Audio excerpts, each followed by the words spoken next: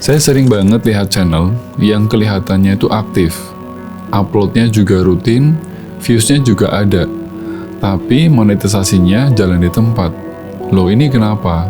Dan biasanya itu bukan karena kontennya jelek, enggak, atau buruk, tidak. Tapi karena ada kesalahan yang kelihatannya kecil tapi disepelehin. Itu berakibat uang itu nggak bisa pernah masuk ke channel kamu, nggak bisa masuk ke AdSense kamu. Nah, di video ini saya mau bongkar 5 kesalahan itu dan bagaimana cara mengatasinya. Siap? Let's go! Hai, halo, assalamualaikum, selamat datang di A-Vlog, audio visual vlog yang membahas tentang dunia perkontenan dan vlog.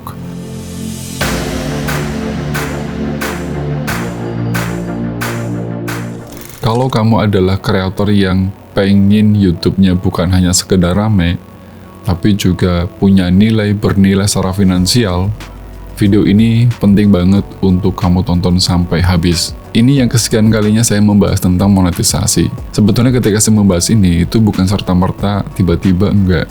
Itu saya melalui proses, riset, dan survei, kemudian ya pengamatan lah tentunya. Kemudian akhirnya saya bisa menyimpulkan ada beberapa kesalahan yang cukup disepelekan oleh teman-teman, sehingga ketika channelnya besar atau channelnya sudah monetisasi tapi uangnya juga nggak bisa masuk. Ada beberapa kesalahan yang sering teman-teman lakukan. Kesalahan itu yang pertama adalah teman-teman itu kadang terlalu mengejar views, tapi kita tidak melihat niat penonton itu apa. Ini juga pernah saya lakukan, dan saya pikir waktu itu ketika saya ngonten bahwa yang penting adalah kita ngejar views dulu, kita ngejar views sebanyak mungkin. Dan di konten lain pun pernah saya sampaikan ini. Tapi sebetulnya views itu nggak bikin uang datang, enggak. Tapi yang bikin uang datang itu justru malah niat penonton. Maksudnya gimana?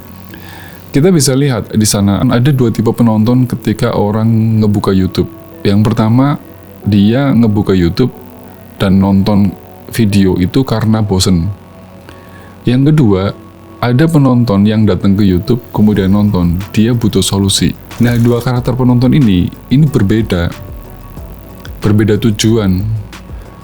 Kita bisa lihat kira-kira kalau misalnya dari penonton yang pertama itu, dari penonton yang cuma hanya sekedar bosen, itu ya udah, kita ketika nonton hanya selintas gitu aja. Tapi kalau ada penonton yang datang ke YouTube mencari solusi, butuh solusi, itu yang harus kita bidik. Artinya kita bisa mengetahui bahwa penonton itu memang butuh solusi maksudnya. Gimana solusinya? Supaya kita bisa tahu bahwa penonton itu sebetulnya punya niat. Nah, yang harus teman-teman lakukan itu adalah yang pertama, dan ini saya praktekkan juga loh ya teman-teman, jangan salah, ini saya praktekkan. Yang pertama adalah, nah di sini saya ngubah konsep, saya mengubah tujuan konten. Jadi konten itu tidak hanya sekedar viral, tapi kalau bisa kita konten itu cari yang betul-betul konten ini relevan dengan kebutuhan penonton. Itu yang pertama. Yang kedua, kita juga konten bukan hanya sekedar rame, enggak. Ya kalau bisa konten itu tepat sasaran. Itu makanya tadi ada 2 karakter penonton. Yang satu datang ke YouTube hanya sekedar bosen, yang kedua penonton yang memang butuh solusi. Nah, ini tepat sasaran, jadi kita bisa tahu niat penonton. Ketika saya lakukan ini, 2 hal ini, ternyata memang benar. Disitulah penonton mulai membludak, mulai berdatangan. Karena kita bikin konten yang memang niatnya untuk menyelesaikan masalah-masalah yang dihadapi oleh penonton. Jadi, kita menawarkan solusi di video yang kita bikin. Jenis video apapun, jadi tidak hanya video tutorial, tidak, tapi sebetulnya video yang kita buat itu bisa menjadikan solusi buat penonton. Kesalahan yang kedua, kadang kita itu bikin konten itu terlalu umum atau generik. Jadi konten jenis ini tuh beneran susah dimonetisasi. Awal ketika saya akan konten, saya mencoba diskusi dengan beberapa teman-teman. Dan waktu itu saya beranggapan bahwa ketika saya bikin channel, gimana kalau saya bikin channel dengan topik yang luas, supaya bisa masuk semua. Nah, itu kan anggapan beberapa teman-teman sampai detik ini pun masih ada.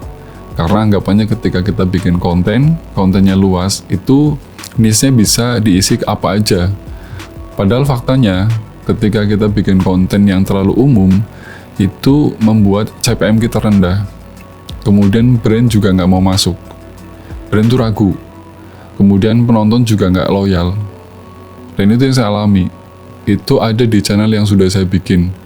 Akhirnya channelnya demonetisasi.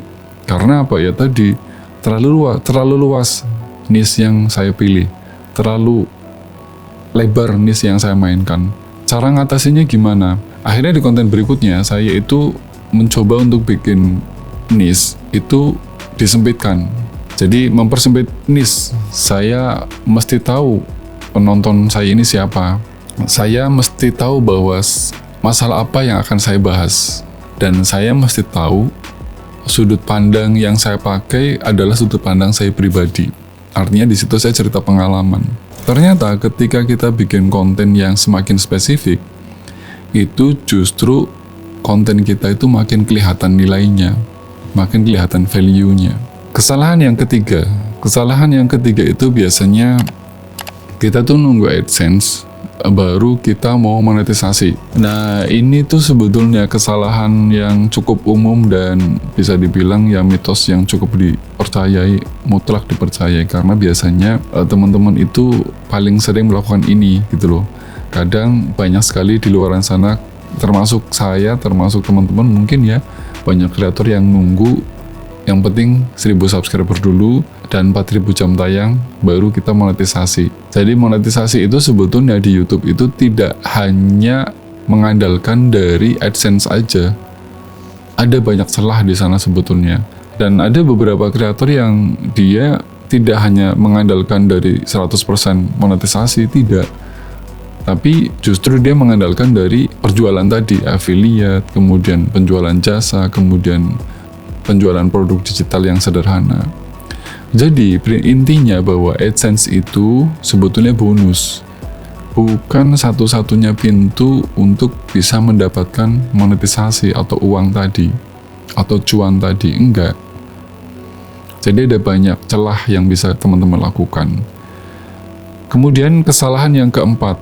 Nah, kesalahan yang keempat itu biasanya teman-teman itu kalau bikin konten sampai detik ini pun masih dialami ya mungkin ya. Itu nggak punya arah, nggak punya tujuan, nggak punya apa ya kalau saya bilang tuh goals kontennya ini mau apa. Kita tuh sering lihat, saya pribadi sering lihat dan beberapa kali ketika saya riset, banyak di sana kok di luaran sana di YouTube itu konten yang cukup bagus. Tapi yang saya sangat sayangkan adalah ketika saya nonton selesai, itu saya bingung, dan mungkin teman-teman juga ngalamin itu, bingung gitu loh, ini terus gue harus ngapain, saya terus ngapain setelah nonton video ini. Kalau misalnya konten yang kamu bikin itu bikin orang bingung, bikin penonton bingung, ya uang juga bingung akan masuk dari mana gitu loh. Maksudnya bingung tuh gimana, ya kamu bikin konten ya kan, tapi satu konten itu kamu bahas semuanya, jadi banyak teori lah. Itu kan akhirnya penonton bingung, nih lo jelasin apa sih, kamu tuh jelasin apa sih. Kontennya bagus, tapi karena kamu tidak fokus, ya kan, tidak ada arah, sehingga membuat penonton bingung.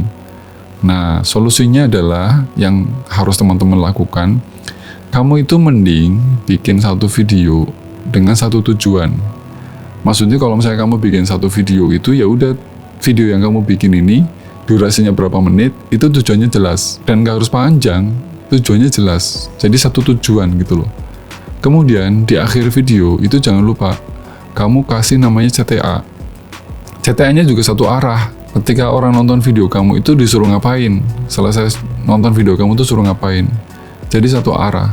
Padahal ketika kamu melakukan ini, video kamu jauh lebih simple dan kita juga ngerasa jauh lebih efektif, lebih efisien, lebih tepat waktu, tepat guna. Kesalahan yang kelima itu adalah kita ini kadang bikin konten atau bikin channel itu lupa atau tidak melakukan yang namanya ngebangun trust. Nah, ini sesuatu yang sampai detik ini menjadi kesalahan sangat umum karena teman-teman ketika ngonten itu ya yang penting judulnya ngonten, ya kan? Padahal sebetulnya monetisasi itu didapat dari trust, dari kepercayaan. Karena apa? Sekarang sebetulnya monetisasi yang konsisten itu datang dari trust, bukan dari views yang banyak itu, bukan dari arah viral yang itu, tidak. Views yang banyak itu bisa lewat begitu saja, viral yang kamu dapat itu bisa habis begitu saja. Tapi yang namanya trust itu akan dicari sama penonton. Kalau sudah kayak gini, sudah terlanjur, gimana dong solusinya? Gimana dong caranya untuk ngebangun ulang atau ngebangun kembali channel yang sudah kamu buat hari ini? Nah, biasanya waktu itu saya mulainya dengan pertama adalah saya ubah yang namanya sudut pandang. Waktu itu saya mengubah sudut pandang menjadi saya atau personal, menjadi diri saya. Jadi kata gantinya menggunakan saya. Itu jauh lebih engage dengan teman-teman. Yang kedua, kalau bisa ketika kamu konten di sana ya kamu bicara tentang soal prosesnya, soal kegagalannya, itu nggak apa-apa. Karena itu yang disebut dengan experience, pengalaman nyata. Kan di konten sebelumnya saya sudah bilang kalau orang itu ketika nonton YouTube itu lebih suka mendengarkan atau melihat pengalaman nyata daripada sekedar teori. Jadi ya bicara aja misalnya tentang prosesnya, tentang kegagalannya, itu lazim, umum, dan cukup disukai. Solusi berikutnya ya kamu ketika konten itu ya kamu harus konsisten dengan nilai channel yang kamu tawarkan. Jangan mencela-mencela ya, kalau bahasa Jawanya mencela-mencela, besok A, besok Z, itu nggak bisa. Itu pasti akan ditinggal sama penonton. Harus konsisten di nilai value. Nah, kalau sudah begitu, nanti yang namanya peluang monetisasi itu datang sendiri. Itu kebuka semuanya. Kelima hal ini mudah-mudahan bisa dicerna, mudah-mudahan bisa diterapkan, mudah-mudahan bisa menjadi bahan evaluasi buat teman-teman dan buat saya juga. Tidak murni buat pure teman-teman, enggak. Saya juga masih terus untuk melakukan evaluasi terus. Sekali lagi bahwa monetisasi itu bukanlah tujuan utama sebetulnya. Dia ini adalah efek samping dari value yang tepat sasaran. Itu kuncinya. Dan kalau misalnya kamu hari ini masih nge-YouTube terus masih belum jelas, jadi bukan YouTube yang bikin kamu susah menghasilkan uang, enggak. Tapi sebetulnya karena kita itu belum tahu cara mainnya yang tepat.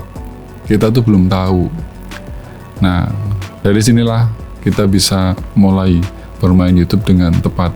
Sehingga cuan bisa datang. Kalau dirasa video ini cukup bermanfaat untuk teman-teman, kamu bisa kasih like dan mungkin kamu bisa share ke teman-teman yang lain yang mungkin memerlukan informasi ini, pengetahuan ini, silakan.